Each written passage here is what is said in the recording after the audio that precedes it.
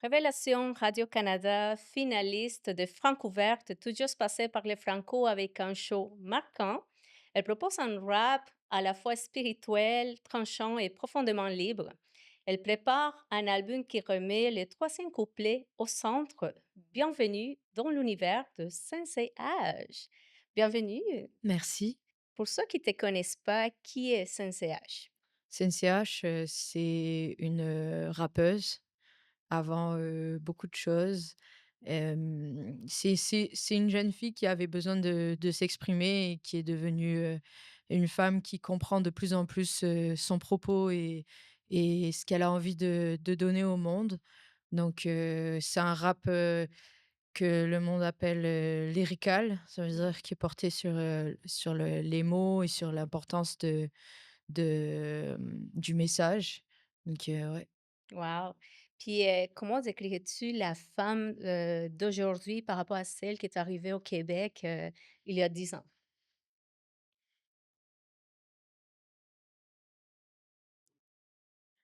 Quand je suis arrivée au Québec, j'avais un grand besoin d'émancipation, Mmh. d'apprendre à savoir, qui je suis, d'apprendre, à découvrir mon rapport avec les autres.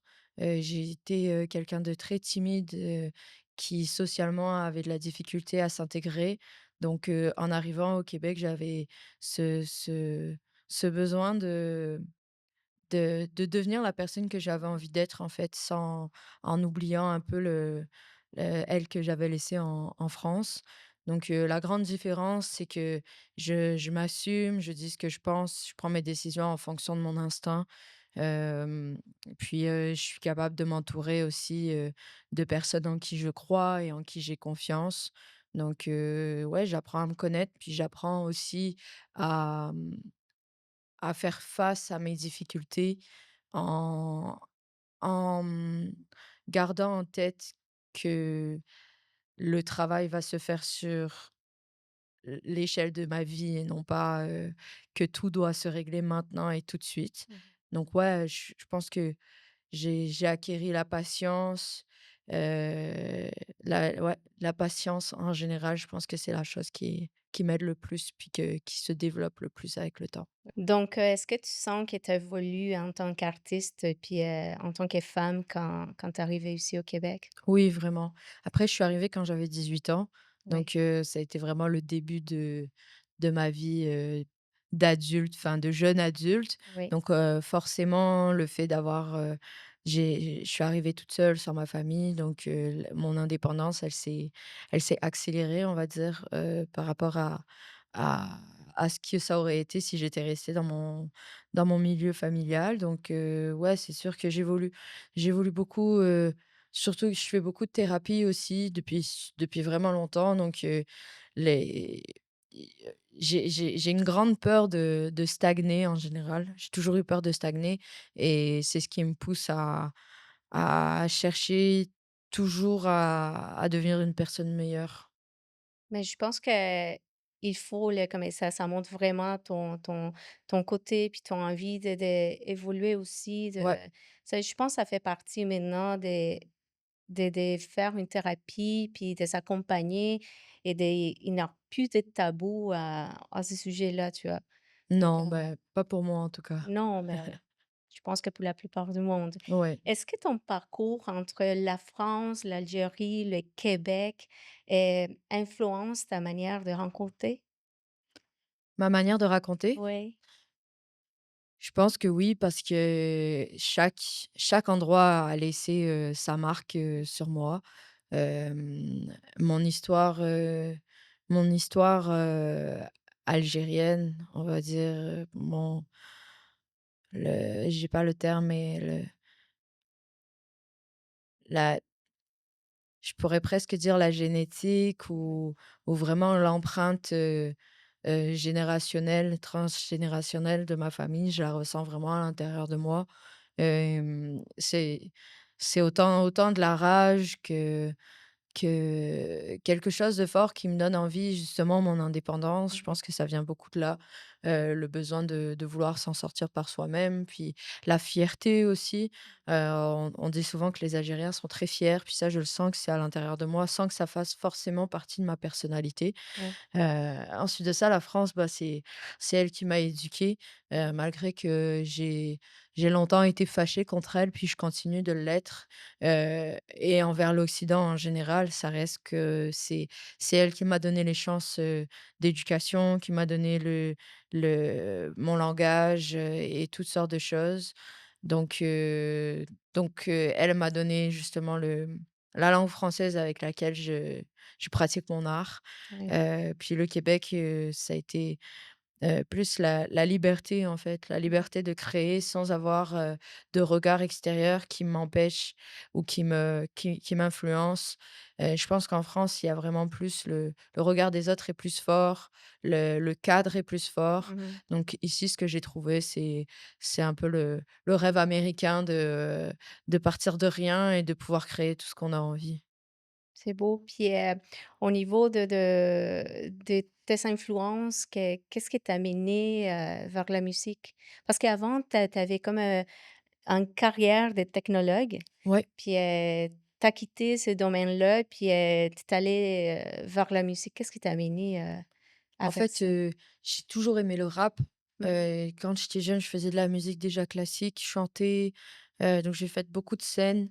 Je faisais aussi du théâtre, donc Mmh. j'ai beaucoup été sur la scène, même, si c'était, simplement, un loisir. Mmh. Hem, Puis l'architecture navale, ça a été une façon de remplir les exigences, qu'on avait envers moi, puis Mmh. de le principe justement de de s'éduquer, d'aller à l'école, d'avoir un emploi, puis, de correspondre au code et à ce en tout cas de ce que je sentais que ma famille attendait de moi et ce que je comprends parce que c'est justement mes 2 parents viennent d'une famille pauvre, qui ont immigré, dans le pays avec lequel ils ont été en guerre pendant longtemps. Donc je comprends leur désir que leurs enfants aillent à l'école. Eux ont pas forcément eu cette chance-là. Donc j'ai suivi ce parcours-là, mais pendant ce temps-là, j'ai toujours rappé.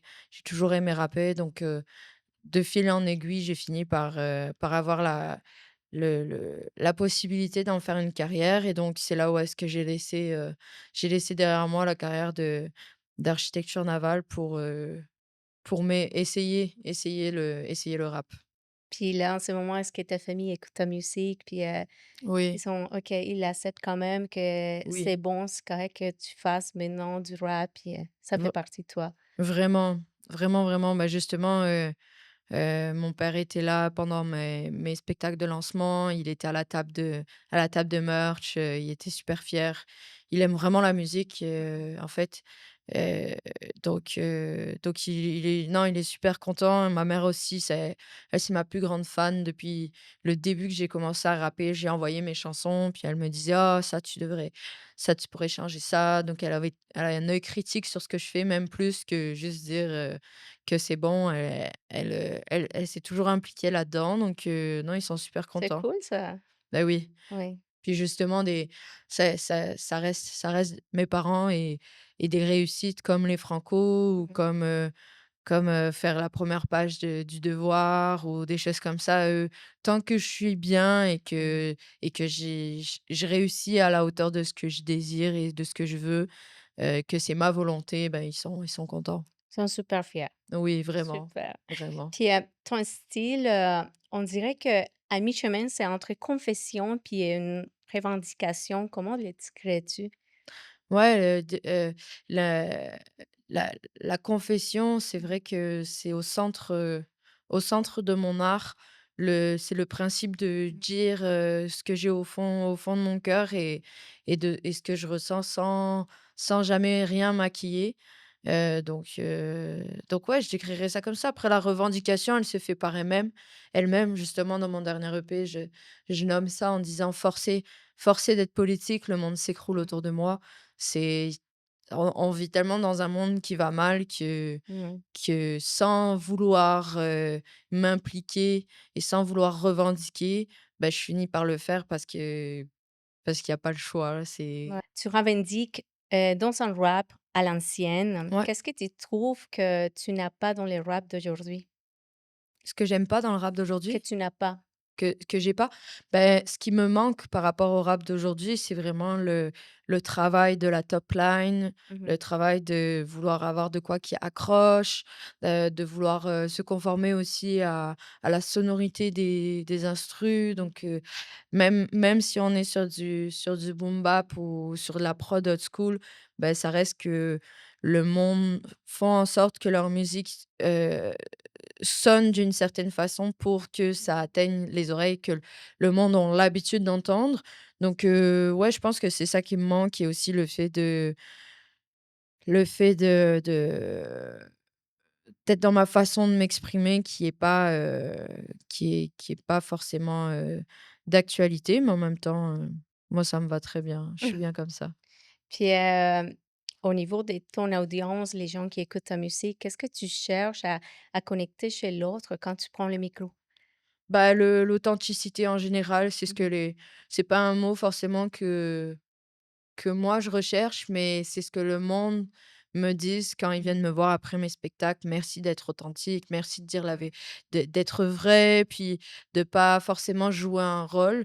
Puis on dirait que c'est pas forcément ça que je recherchais. Je recherchais rien en particulier, mais plus le monde me dit ça, plus c'est ça que je recherche parce que je trouve ça étonnant que en tant qu'artiste, puis je trouve ça étonnant en fait que la vérité, puis quand je dis la vérité, c'est plus le fait d'être vrai avec soi-même, puis avec les autres, ce soit quelque chose d'exceptionnel. Je trouve ça vraiment dommage, puis j'ai envie de continuer à le faire et continuer d'aller droit au but, en fait. Parfait. Puis en ce moment, tu travailles sur, ton prochain album, le La mort du troisième couplet. Ouais. Pourquoi ramener ce couplet-là qu'on a tendance à effacer? Bah, c'est vraiment l'amour de la chanson en général. J'écoutais beaucoup de Jacques Brel quand j'étais jeune il y a aucune chanson de Jacques Brel, si je me trompe pas, dans lequel on va trouver 2 couplets. Puis son troisième couplet est tout le temps nécessaire.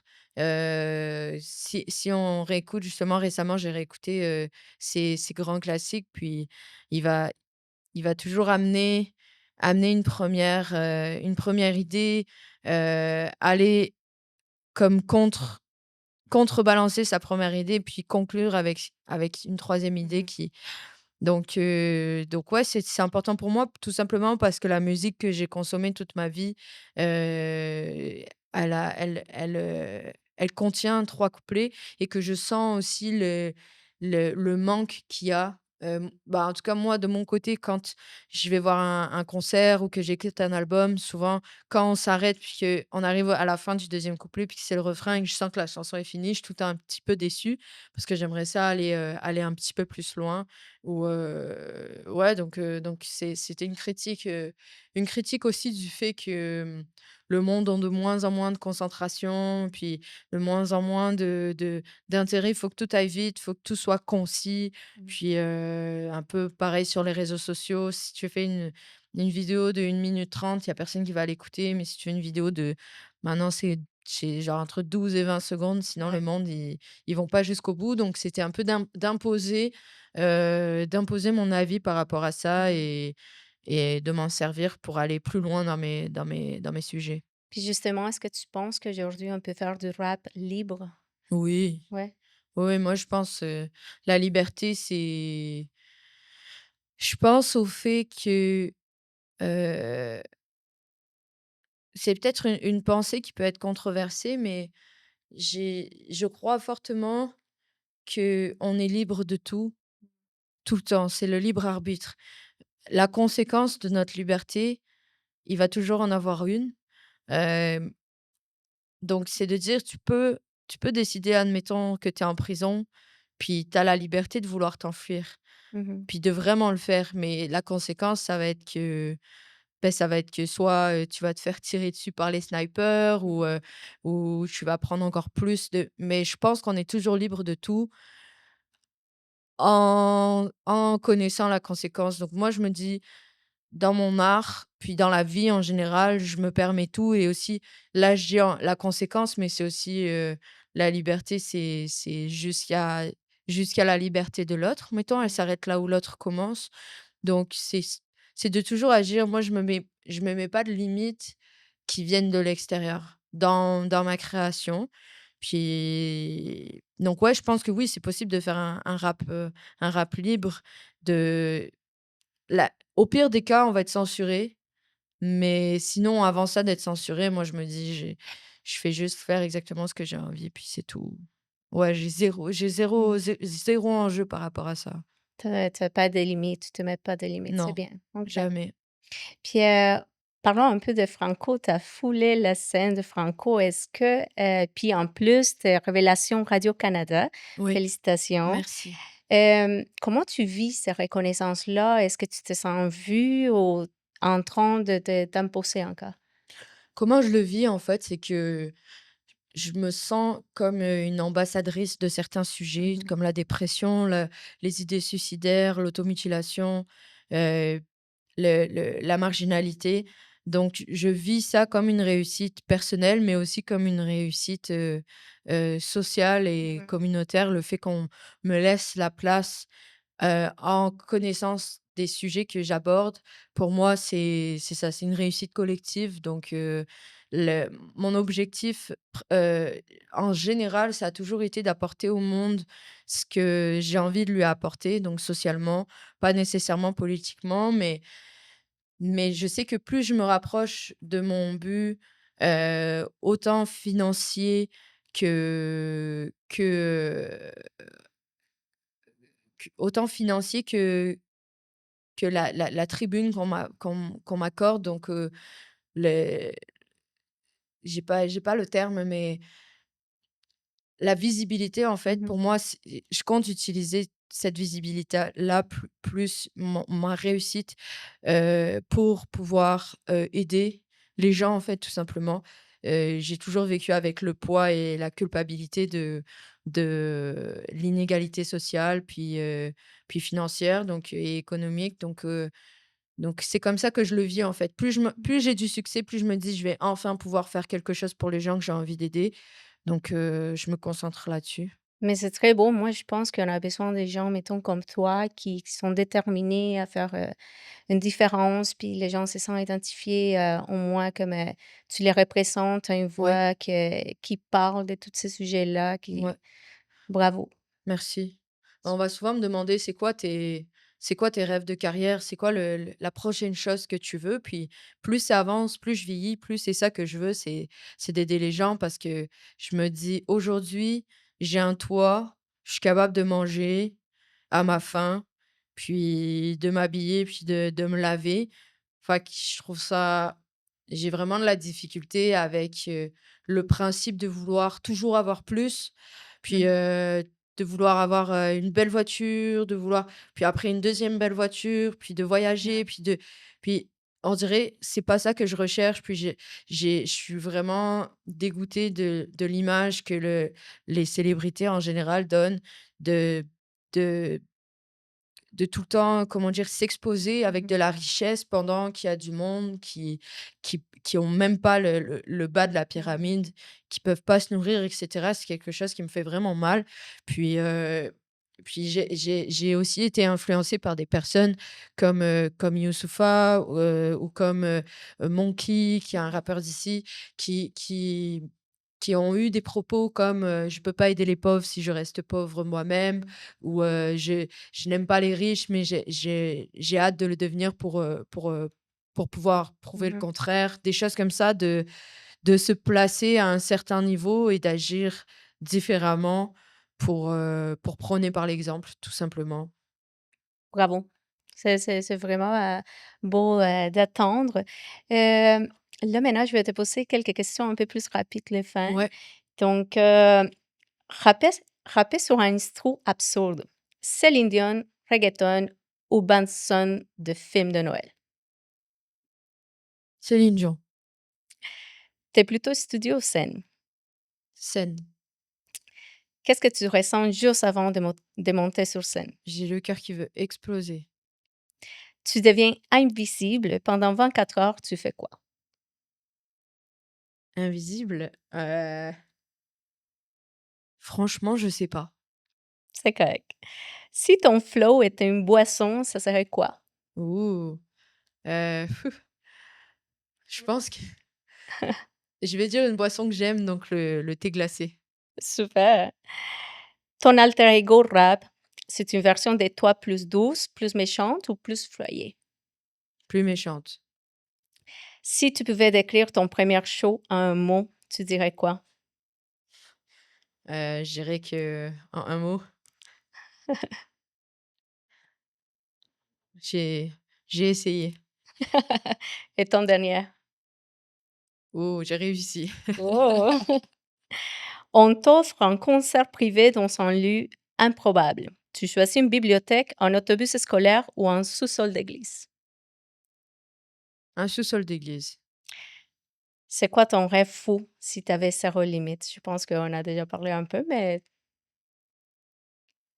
Zéro limite, 0 limite. ce serait de régler le la faim dans le monde. Super. Quels sont tes projets à venir, pour cette année? Qu'est-ce que tu prépares? Hem, j'ai beaucoup de spectacles cet été. Mmh. Je vais jouer dans plein de festivals, à Toronto, Hamilton, Chicoutimi, on va en Gaspésie. Ça va être, mon projet, pour les prochains mois, ça va être de tout le temps donner un meilleur spectacle que le dernier.